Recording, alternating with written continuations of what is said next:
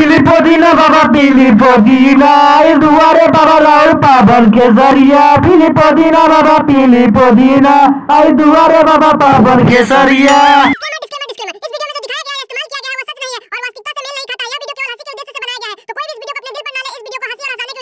अरे पवन भैया ए पवन भैया कहा जात बानी बोरे बोरे कहा जात बानी पवन भैया रातवा में की ले बानी पवन भैया जरी अपना छोट भाई बताई ना पवन भैया कहा जात बानी।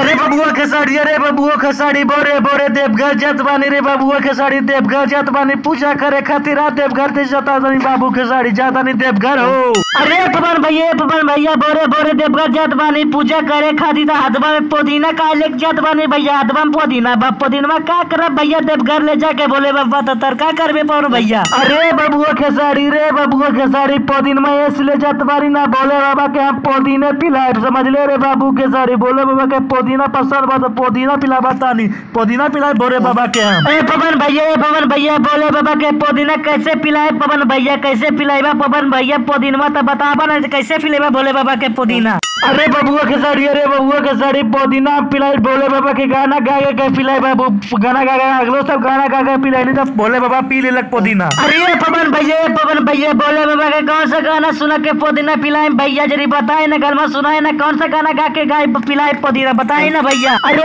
पीली पुदीना बाबा पीली पुदीना दुआरे बाबा राउर पावन के जरिया पीली पुदीना बाबा पीली पुदीना दुआरे बाबा पावन के जरिया।